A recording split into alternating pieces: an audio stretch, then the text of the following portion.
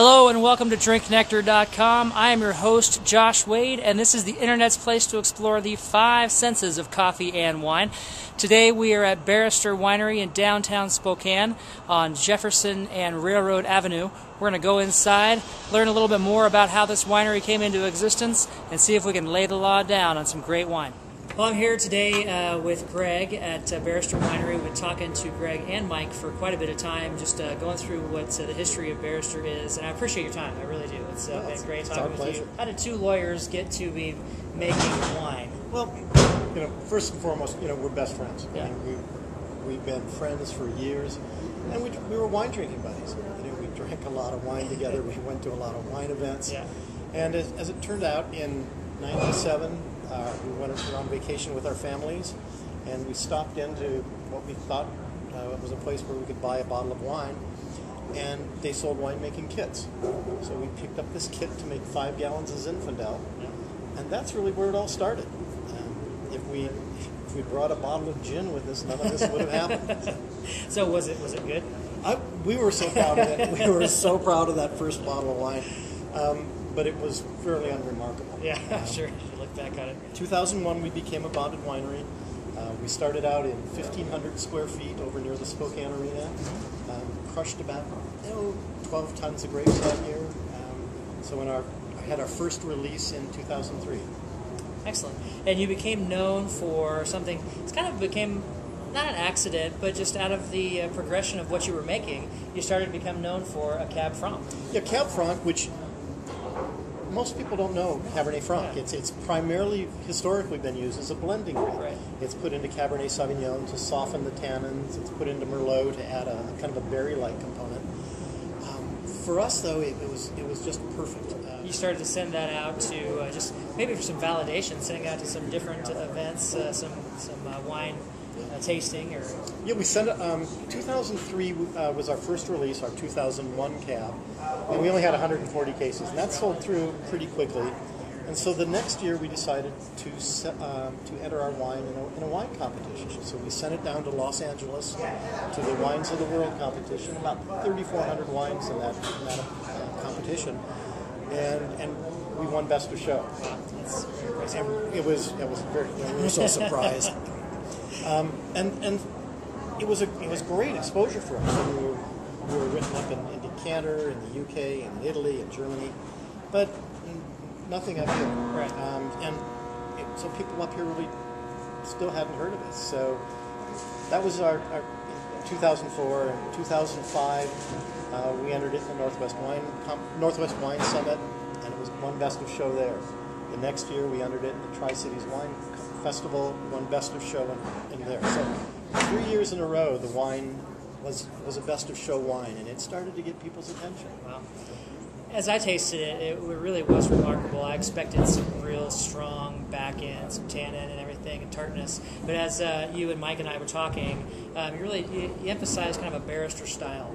Yeah, we've had what we call our barrister signature style, and it's a wine that's going to be fruit forward. So you're going to have a lot of fruit on the mouth. It's going to have a soft tannins. It's not going to have the bite to it, and it's going to have a real long finish. So. Fruit forward, soft tannin, silky mouthfeel, and a long finish. And that's kind of our style, and you're going to find that kind of across the spectrum of our wines. Cab Franc, our Merlot, our Syrah, our Cab Sauv. They're all going to be different wines, and express the grape type. I think they're going to express the terroir, the area where the vineyard is, but it's going to have that same overriding barrister's soft style. Okay, so this is the barrel room. On this side over here, we have our 2008 vintage that's resting comfortably. It'll stay in barrel from anywhere from 16 to 40 months, depending on the wine and the vintage. We use about 80% French oak, 20% American oak, and we use about 70% new oak each year. So we use 30% of our barrels a second time. Right now, the other half of the room is cordoned off with plastic sheeting. Our 2009 vintage is on the other side of that, undergoing malolactic fermentation.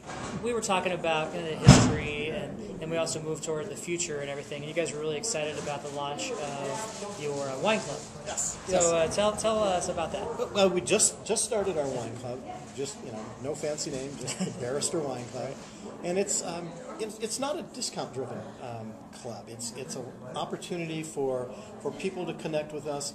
Twice a year, we'll send out 3 bottles, and one of those, 2 of them will be pre-release, and one of them is just a special wine that we put together for our wine club members. Okay.